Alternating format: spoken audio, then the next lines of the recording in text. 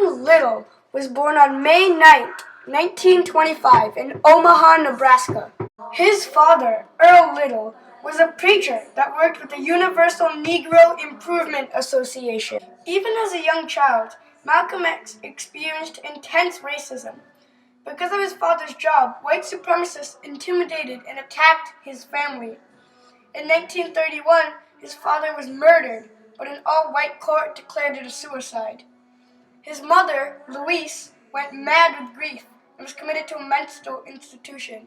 At age 12, Malcolm Little was essentially an orphan. Living in foster care, Malcolm Little attended West Junior High School. But after his teacher told him that because of his race, he could not become a lawyer, he dropped out. After dropping out of high school, Malcolm Little turned to a life of crime.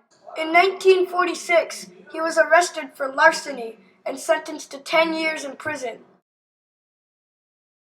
While in prison, Malcolm X was visited by some of his siblings who had joined the Nation of Islam. The Nation of Islam was a group of black Muslims led by the minister Elijah Muhammad.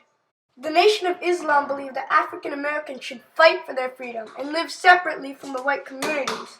That if African Americans ever wanted to be free in a just, non-racist society, they would have to create their own state with their own laws. Malcolm X believed that blacks were superior to whites and preached black pride. He advised blacks should free themselves from white oppression through any means necessary. Malcolm served as a spokesman for the Nation of Islam and went around the country spreading Muhammad's teachings and continuing to talk about civil rights and black freeing themselves. During the late 1950s and throughout the 1960s, Malcolm X was at odds with Martin Luther King and the civil rights movement. He rejected the non-violent approach in exchange for a more violent one.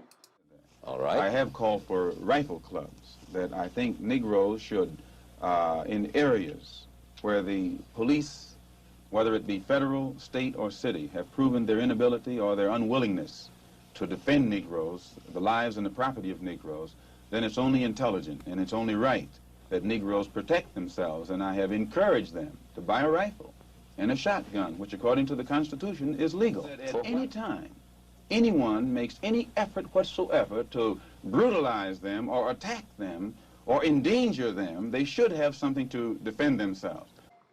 Through impassioned orations and well-said speeches, Malcolm X greatly influenced many African Americans throughout the U.S.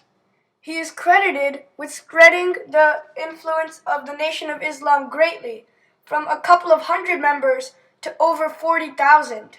He influenced many throughout the country and inspired them to stand up for their freedom and no longer tolerate racism and segregation.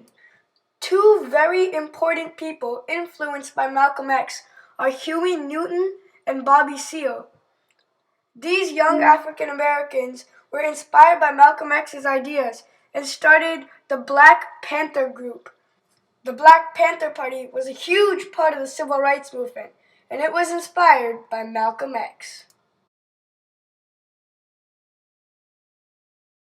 A surprising revelation in 1963 shocked Malcolm X when he learned his beloved guru, Elijah Muhammad, had been carrying out an affair with several women.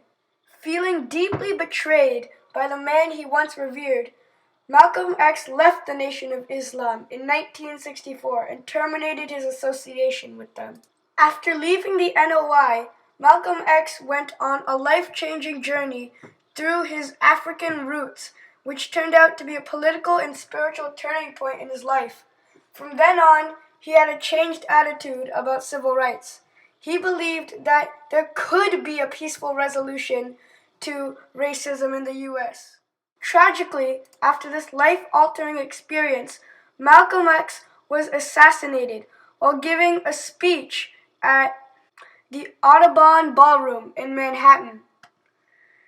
The murderers were fellow members of the NOI who were furious that Malcolm X had left the organization. Malcolm X died February 21st, 1965, but his memory lives on.